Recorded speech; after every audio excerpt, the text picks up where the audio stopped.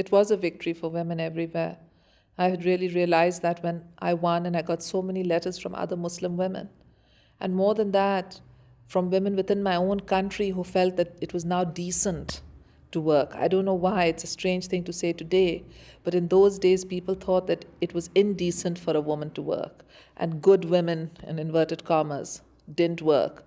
It was a very strange world of divisions. And it liberated women. They said, if the prime minister is a woman, why can't we work? I remember being told a story about a lady who wanted to be a pilot and went for an interview. And the chairman, who happened to be from the armed forces, laughed and said, come back to me when we have a woman prime minister. Well, she did, and she got the job. And now there are more women pilots too.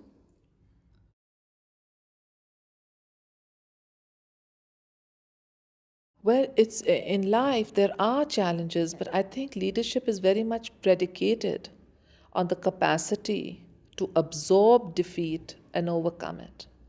Now, after having been in politics for more than 2 decades, I have come to the strong conclusion that the difference between somebody who succeeds and somebody who fails is the ability to absorb a setback. Because on the road to success, there will be setbacks. And there are those who give up and those who say that, no, we're going to go on. So it's that capacity to absorb a failure. And then I also, when I was in prison, I became very devout. I'm not a fundamentalist, but I am very devout. And I believe that God places a burden on one's shoulders that he feels that you can bear. So in a sense, when the burden grows heavy, I turn to God and say, oh God, don't let it be so heavy that I cannot put up with it. So I would say that in solitary confinement, when I had nobody to turn to, see, I was brought up ritualistically religious as everybody is. Their parents take them to church or teach them how to say their prayers like my mother taught me. That it's all ritualistic. It was when I was in prison and everyone was cut off from me, my family, my friends, food. We even couldn't get a glass of water without having to beg somebody for it who came twice a day with my food. No ice. I mean, the ordinary things in the heat of the summer where you can open a fridge and take nothing. I had nothing. They took everything away. Material, physical, everything. And suddenly I realized they can take everyone away. I couldn't read newspapers. They wouldn't give me newspapers or Time magazine. So suddenly I realized, but they can't take God away from me. So to pass the time, I started passing it in prayer. So from that moment, I realized that God is always with one. So what gave me the faith and the sustenance was my belief that God places a burden on people to bear. And he places only that burden which they can bear. The second was the love of ordinary people. The love was so much that it was enriching. It gave me strength, nurturance, nourishment. Maybe I'm a needy person. Maybe I need love. Because sometimes I think, why would someone go on doing it? But when I get so much love, I feel that at the mass level, that I feel I must go on.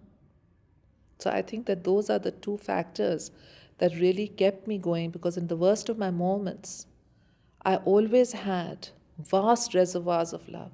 I remember when I was overthrown in 97, and things were very bad in the press. They were calling us all sorts of names. And the first time, you're spoiled as prime minister, you have your own planes to go in and everything like that. You don't catch passenger planes or go through the security checks. The first time I caught a plane and was reintroduced to the real world, the air hostess saw me and she hugged me. And she said that, it was during your time that my brother got a job and changed our family's life. Then I remember that when I reached the Karachi, I was going home, the whole union had gathered. And the whole union received me and they threw rose petals all over me. So suddenly I thought, I'm not alone, even if the press, the government, everything was after me.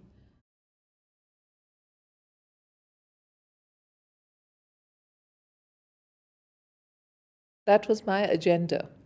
First, I did it for democracy, as I said, because that was my father's. It was also mine, but it was my agenda as a youth. But my own agenda was very much poverty alleviation. And it was population planning, for instance. We brought down the population growth rate by 1/3. And because of the cascading effect, it's going to continue going downwards. And there was a lot of hue and cry against the population program, but we did it by recruiting 50,000 women from different villages and training them in 3-month installment. First, they were trained for 3 months. They'd go out and work. Then every month, they'd come back for a refresher to learn something more. So when we had 50,000 women with a vested stake in it, we had ambassadors everywhere to counter people in villages who were opposed to population. I remember we iodized salt. And the cleric said you shouldn't eat iodized salt because it's got really population control in it and you won't be able to have any children. So we did take on an agenda that frightened the status quo and the people who believed in the status quo and who actually believed in a patriarchal society, in a tribal patriarchal society, because to a great extent there is still an undercurrent of a patriarchal society in Pakistan. Well, there'll always be critics. They say in politics there'll be the appointed and the disappointed. So there'll always be the critics. One has to take it. I learned that after my first election. I thought all I have to do is win an election and all my critics will disappear and, according to Barbara Cartland, will live happily ever after. But I realized that the day you wake up later, your critics are still around and you still have to factor them in. And my experience has made me a more inclusive person, not inclusive to the margins, but inclusive to those people who have differences with us, but who are still moderates. So I try to be more inclusive. It's not easy because the other side has to respond too. But ultimately, there will be critics, but one has to do what is right, as long as the majority of people support that. Building schools was right. I tried to placate even the clerics originally. I adopted a very aggressive, I thought I had to prove I was as tough as a man because I was in a man's world. It was supposed to be a man's world. Now I think it's not a man's world anymore, but in those days. So because it was to be in the man's world, I also tried to be very aggressive and more mongering in my second term to try and co-opt. I am a consensus sort of person. I like to win people over, a co-opt or compromise, not the core of my values, but I seek the middle way. And I tried to do that, but I think in retrospect it was wrong because I did not co-opt them and I alienated some of my own supporters. But at the same time, we got the 3 years to eliminate polio, to build schools and electrify villages. And now I feel that if in 1977 politics was a man's world, now it's a human's world. And that when people vote for women, they vote because they think women are more nurturing, that they give life, they produce children and they give life and they vote to be nurtured. As the larger issues of communism and capitalism fade away, the focus, in my view, is turning more and more to the human being. And in this, with more perhaps women coming into the workforce or into the press, there is a sense that women leaders are turned to because they will be sensitive to the needs of mother and child.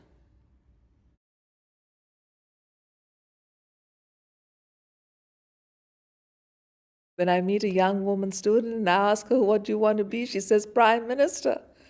I was so surprised, I've come across so many women who want to be Prime Minister. So I'm sure that there are lots and lots of young girls out there who one day can be Prime Minister. But I think we need to also make it easier for women to win elections in Pakistan. And that's why we've proposed affirmative action, a kind of list system where on the basis of votes that each party gets, they can then list about 25% to 33% women to bring more women into parliament. But certainly there are women activists, not too many. Still the base in terms of women who can win elections to parliament is too small. But former Prime Minister Nawaz Sharif's wife has also started politicking, which is really a vindication for us because they used to be very much against women coming out into the political field. But on the younger students, the people like when I was Prime Minister who were at university in their first year, second year, third year of university, those are the women who think that to be successful means to be Prime Minister of the country. You ask a man what he wants to be, he'll turn around and say a businessman or a lawyer. But the girl students that I talked to all wanted to be Prime Minister. So I think that within that generation that grew up in the last decade used to seeing me as Prime Minister or as leader of the opposition, seeing after my election Hasina Wajid winning in Bangladesh and Mrs. Zia and Mrs. Chilla in Turkey, other Muslim countries, this has had an impact on the Muslim world. In Oman now they've started having women parliamentarians, and I think they're permitting them in local elections or something in Kuwait or Bahrain, one of the Middle East countries. So it's when I first got elected, I mean, they said that a woman has usurped a man's place, that she should be killed, she should be assassinated, she's committed heresy. So from going from heresy to seeing it happen, and part of it is the information world, because it brings down what's happening in the rest of the world to ordinary women in parts of the Muslim world. And they say, why not us?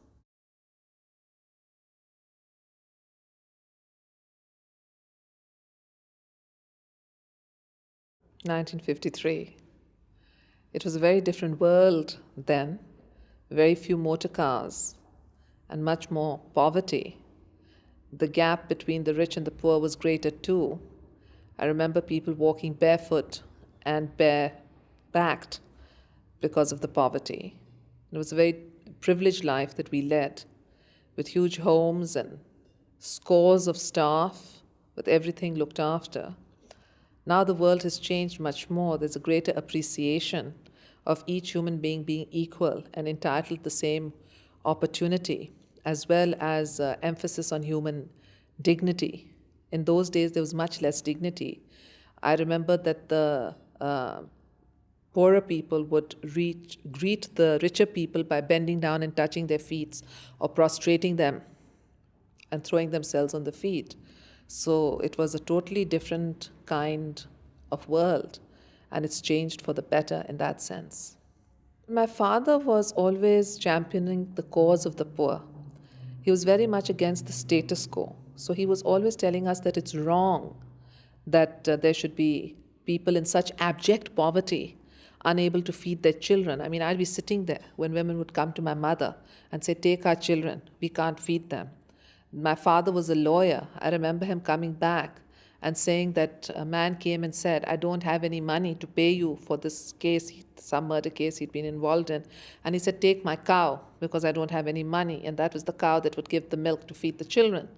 So it was quite shocking to me, and I was sensitive to it because my father was sensitive to it. And he'd take us, we were landowners, large landowners, and he'd take us to the lands, and he would tell me, look at the way these people sweat in the heat and in the sun in the fields. And it is because of their sweat that you will have the opportunity to be educated. And you have a debt to these people because they weren't born to sweat like this, and you have a debt and you've got to come back and pay that debt by serving your people. Now, when I look back on it, it was my father who was against the gender constraints of my time. And my mother, she used to be a working woman herself. She joined the National Guards. She was a captain in the National Guards. She was the first woman in Karachi to own a car and to drive. And people used to talk about her because they said, women aren't supposed to drive cars. But when I look back on it, it was my mother who thought that a woman grew up to be married and to have children. And she would tell my father in front of me, why do you want to educate her? No man will want to marry her. So all the time, for her success depended on having a good catch as a husband and having children. Whereas for my father, he broke free of those constraints. And he insisted that I have an education. He said, boys and girls are equal. I want my daughter to have the same opportunities. I just assumed this is what fathers did as children do. And when I finished university, he was in prison, and then he was unjustly hanged by a military dictator. And now in reflection, I would like to ask him and say, what made you do things differently? Although I'd go to other people's homes, and I remember a friend of mine, they couldn't eat food till the brothers had finished, and the leftovers would be given to the daughters. That never happened in our home. I remember that I used to sit at the head of the table because I was the eldest child. That never happened in other homes, and I should have asked my father when I had the chance. But he enabled me to appreciate that a woman is not a lesser creature. And also my nuns. I used to go to a convent of Jesus and Mary. And I remember very much Mother Eugene, who used to teach us literature. and poetry, and reach for the moon and the lodestar, and inspiring us. It was very inspirational and motivational that one could conquer the moon and the stars if one reached out. So it was all about reaching out. I think the two powerful influences in my life, in my childhood, was my father and was my teacher in the Convent of Jesus and Mary, Mother Eugene. I was fascinated with literature. My father gave me a love for books. He loved reading books, and he'd make sure that I bought books, and he'd buy me books. And then Mother Eugene made my imagination run wild through Shakespeare and Twelfth Night, and Julius Caesar, and Keats, and Browning, Byron. It was mostly about people who were achievers. My father was himself an achiever, and maybe it was a time of achievers. I grew up at a time when colonialism had just ended, and the whole inspiration behind colonialism had been to discover the world and to achieve more. There was a sense of adventure, going to unmapped places, braving beasts of unknown description to conquer the world. So it was very much still within that phase when words were more grandiose and expressions were more grandiose and the imagination was more grandiose. Now things are much leaner and meaner.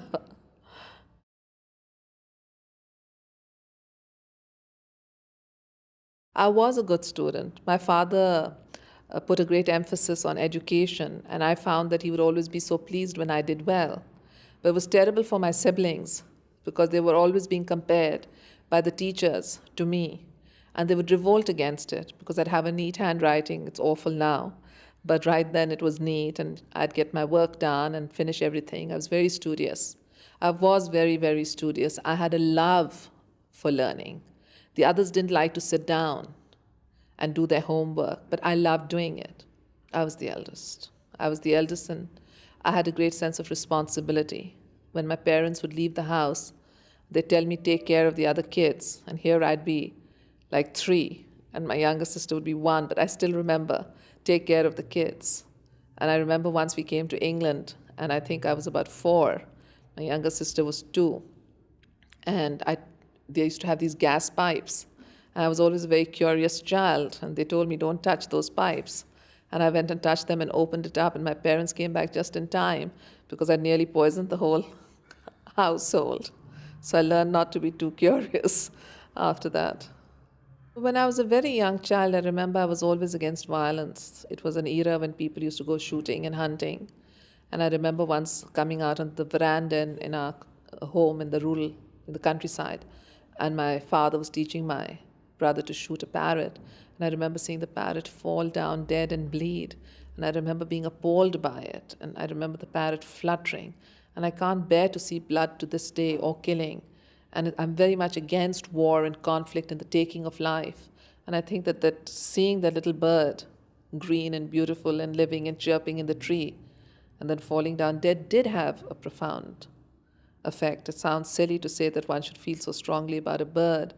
But I remember my father telling me when he was facing the death sentence that I remember the little girl who cried so much because a bird died, how she must feel. So for me, human life is very, very sacred. The other thing I remember is that this man had come to our home. He was a fisherman, and he used to fish from the sea nearby, and he used to sell us the fish, and he fell very ill. So my mother took him. He was again shoeless and backless. And my mother took him inside the house and said, what do you want or whatever to make him feel better. And I remember he wanted a Coca-Cola. Now everybody drinks Coke, but in those days it was difficult to get a Coke, and that was his wish. And he was very sick, and my mother wanted to send him to the doctor. And I remember he didn't want to go to the doctor. He was clinging to the car. And I always felt after that perhaps people need to have their dignity and to die in peace, rather than to be taken to strange clinics. So I feel a great empathy now when there's a rediscovering of the way of how people should be allowed to pass away. I've had many traumatic deaths in my life, and perhaps that has given me more sensitivity to the need to take leave amongst one's loved ones to begin the journey to the next world, because I believe there is a next world, than to let it just end in a clinical room.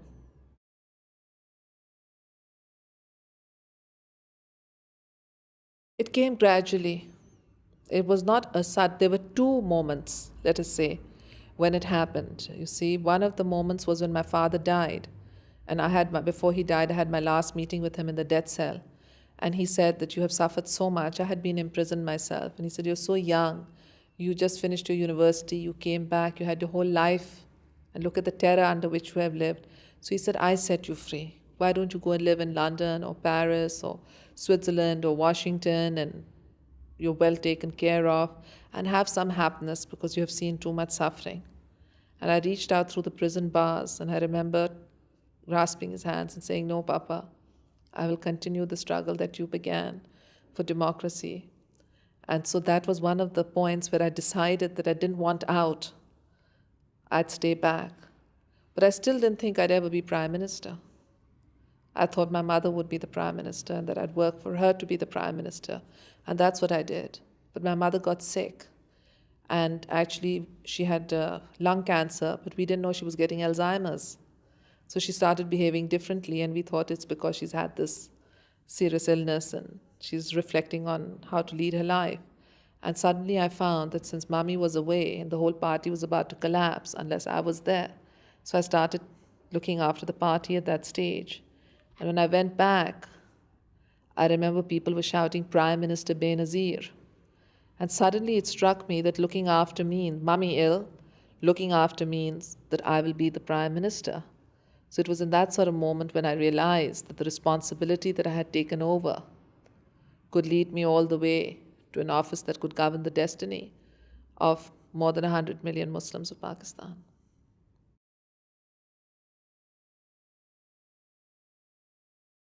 I think the most profound influence in my formative years was the years I spent at Harvard. I went there at a time of great social ferment, at a time when the Vietnam War was being fought. I, as an Asian, was against the Vietnam War. But I found that my American fellow students were against that war too. And they didn't want to fight the war. And they were protesting it. And I found that if you didn't like something, you could do something about it. It was also a time when Robert Kennedy and Martin Luther King and idealism, Chavez, the grape boycott from California, labor's rights. So I was very much into saving the world. My generation grew up in saving the world. We thought education wasn't important, exams weren't important, although I still did it because I was scared my father would get cross. But I discovered that life was more than my homeworks and my tuitions and my tutorial. Life was about the larger issues where we could all play a role. And the women's movement had just started. Kate Millett had just written her book. All the discussions that we'd have over there about us women, that which of us women would succeed. And I remember a very dear friend of mine in college years who I hardly seen since, Wendy Lesser. She's taking out a literary magazine now in California, the last I heard. But we'd sit there having these intense conversations about women's succeeding. And could they succeed? Could they break the barriers? Because at that time, still many women thought that their objective in life was to go on and be married and not so much to have a career. So I was very much influenced by my formative years. It was the time of President Nixon's impeachment and McGovern running. And Massachusetts was the only state that voted for McGovern, so it showed how idealistic we were compared to the rest of the world. Recycling newspapers that go around trying to recycle newspapers. And I see a bit of that age come back in the sense of the environmental issues which are getting important, but less in issues of sacrificing yourself for the larger community. Now I think it's more an age of the individual comes first. Then it was more an age that we as an individual subordinate ourselves to the larger communal good. I saw the power of democracy. I felt powerful. I felt my voice counted. And meantime, in Pakistan, my father had been trying to empower the ordinary Pakistanis and telling them that they could break free of the shackles of feudalism and military-industrial complex. So when I went back, my own experience put me a bit ahead because I'd had a broader experience. I'd had experience in Pakistan and in America, and I'd seen it succeed. So I went back really at the right time.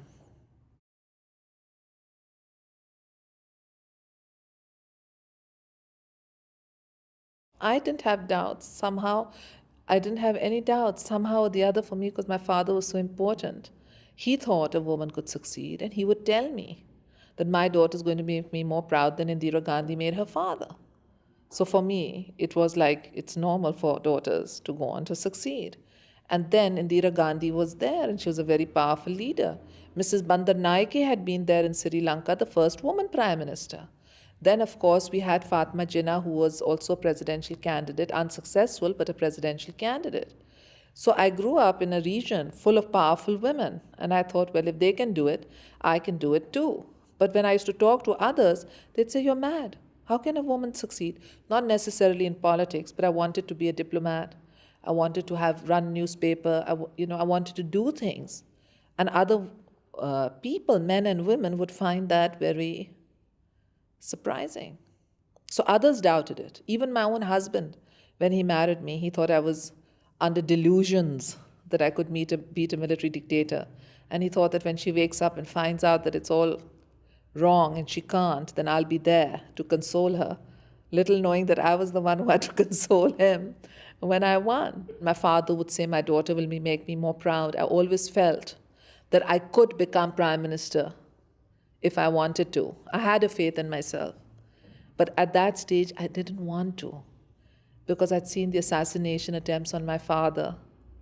I'd seen the assassination of Sheikh Mujib in Bangladesh, or maybe there was just some kind of a subconscious fear of what politics could bring. So I didn't want to do it. I didn't want the fear, the worries. His execution changed that because I felt I just couldn't let his blood and the blood of all those others who had died, because the dictator hanged so many people who were supportive of him, and they were coming on the streets to have him freed, and he'd have them whiplashed or hanged. And I thought they all did so much, and he did so much. And how can we let the dictator win and let all this blood go waste? So it was really at that time a sense of vindicating them rather than having my own agenda. I did believe in democracy, but later on I developed an independent agenda of my own.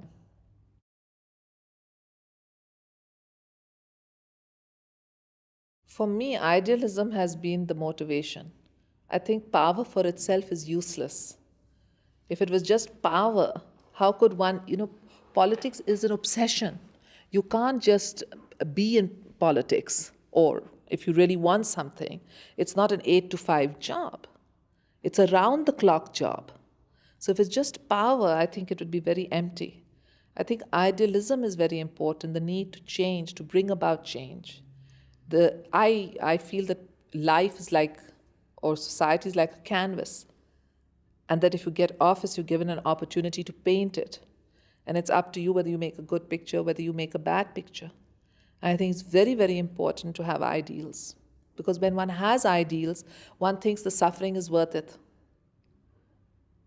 And for me, the suffering has been worth it because I think I could change things. And I'm still idealistic and I'm still optimistic. And people tell me, why are you still idealistic and optimistic? And I say, because there could be 10 people who are bad, but there are 90 people who are good. You do have to be practical a bit. So there are times when you make compromises, not because you want to, but that's how the political mathematics plays out. So, there have been times when we've been forced into coalitions and we've been unable to do the things we wanted to because of other coalition powers. But it's a balancing, it's a game of mathematics and a sum, that how much are you gaining, how much can you do, and how much are you losing? So you put those down and you look at it and you say, well, okay, the gains are so much. So for that, if this is the price that has to be paid, let's pay it.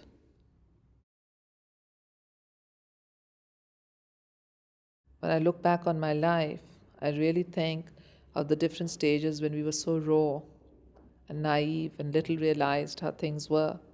I think back to the time when my father was in prison and there were hardliners. They rejected compromise. There was a lot of pressure on the military dictator, but we just weren't ready to compromise. So I think maybe now I would look at it differently. I think back to my first tenure as prime minister, when I didn't get on with the president because he wanted to have a kind of presidential system and I believed in the parliamentary system. But then I remember that my own president, who was from my party, amount of power I gave him, and he treated me so shabbily. And I think if I'd treated the first president with given him half the powers that I gave my own president, maybe he wouldn't have knocked us out and democracy could have taken stronger roots. So, in those terms, I really look back on it. I look back also to little things like there used to be a South Asian Association regional a conference, and I was supposed to go to New Delhi. And I didn't go because somebody told me, oh, let the president go, he's from the Punjab. And if he has some agreement, it will be more acceptable. But now I realize that maybe he was unable to do it because he came from a more militaristic background than I did. So there are even little things or big things, you look back and you say, well, I wish I had done that a different way. You learn it differently. Even much more critical to my own life was my failure to understand the world is moving towards transparency. I had lived through this era of military dictatorship when the press would write all sorts of things and it would be water off the duck's back. Now I say that when there were these demands, why didn't I did say make an information act, but didn't follow it through. So I wish I'd given more freedom of information. I wish I had tackled the so-called corruption issues more deeply. It was a precedent, we all knew kickbacks must be taken, not personally, but on the level that, well, these things happen. And it wasn't like, well, we're here to change it. It was like, this is how business is done. So in retrospect, I think that I really would have done many things, many, many, many things differently. But then you learn from your own experiences. Like somebody told me, and I'm going to be using this in my speech, that, how do you succeed? And they say right decisions. Or how do you come through the right decisions? Well, through experience. And how do you get experience? Through wrong decisions. So one does make wrong. I mean, in retrospect, one is older and wiser. You have to keep going and keep in touch with people. Power is such a strange phenomena that one gets isolated from the real world. People can't see you, they can't phone you, they have to go through the operator, and it's up to the operator who he puts through. They can't write you because the secretary is going to read the letters and decide which ones are going to come to you. And in countries like mine, where there is less of democracy for so many decades and people are less literate or very few have been educated overseas, the ability to decide what is important for the other person is missing, and it's more an ability of who they want to please. This is quite frustrating for me because I've had exposure to the other world and I understand that it has to be done differently. So really one becomes a prisoner. And I used to meet my party people, I used to meet poor people in the villages, and they were all very happy because we were doing poverty alleviation and so on. But the people in the urban middle classes were very unhappy. And I realize now that I should have been out more meeting people who weren't with us or meeting people who were the representatives of organized groups. The other thing I learned, in the past when I used to meet people, I used to want to tell them what we were doing. Now I've realized that you have to listen to people and what they're saying we ought to be doing, because that's the feedback. And you know what he was saying last night, the Prime Minister of Ireland at the Academy dinner speech? He said that even if you have an idea, let the other person think it's their idea. And he was so right. So these are the sort of things, each time one is in trouble or hits rock bottom, it's a time for reflection. It's very important when one is at the bottom to reflect. And I think being able to climb back depends very much on the ability to reflect and see how the world has changed, because it's going to go on changing.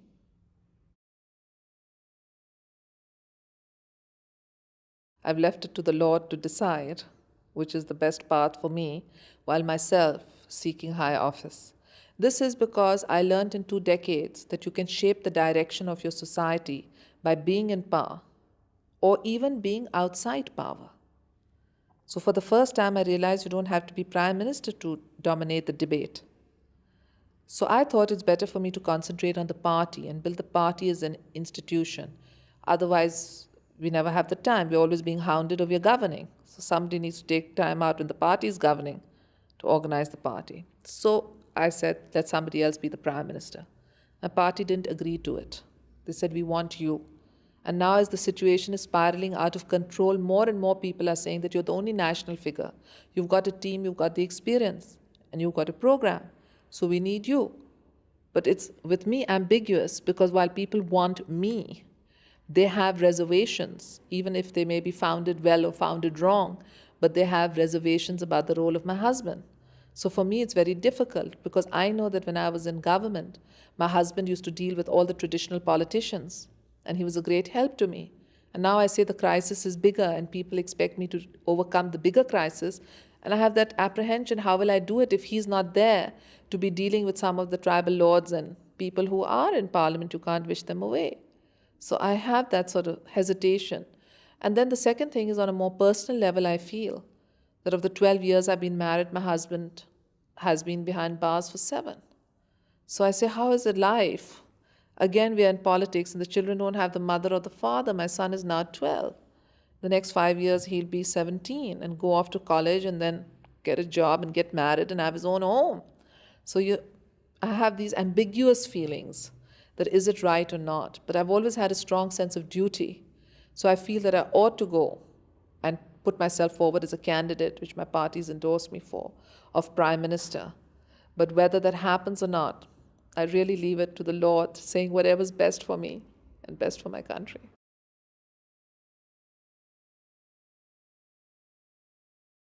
If my children go into politics, again, very ambiguous, because I don't want them to go through what I went through.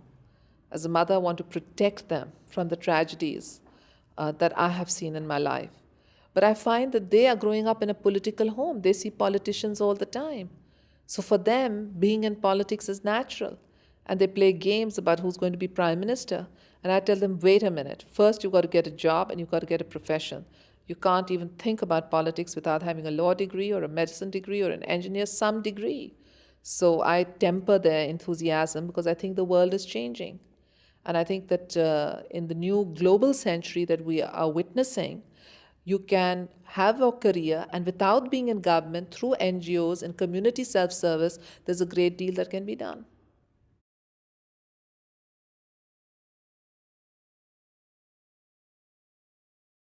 Ethnic and religious violence. I think that as the nation states begin to become weaker because of the force of globalization, there'll be a greater reversion to ethnicity and to religious violence. And I fear that there's a international community lacks a mechanism for dealing with conflict prevention or being in a position to end the conflict. Because everyone's looking towards America, and the American people have their own problems. They can be there where there's a strategic concern, but they can't be there everywhere. And so there is a lack of the growth of perhaps regional institutions that could deal with problems that were related to regional violence and leaving the global problems or the strategic problems to the more global powers. So when I get a fear, I fear the 21st century could witness a period of contradiction where there is the greatest era of peace, the superpower rivalry having gone, but there is a lot of localized violence. My hope is really for a world of peace, a world of peace that provides people opportunities to prosper, because each individual is given life once to lead, and each individual deserves a chance to succeed, especially if they're prepared to work hard and to succeed. So people need peace and they need opportunity in Pakistan and everywhere else, and that's the world I'd like to see.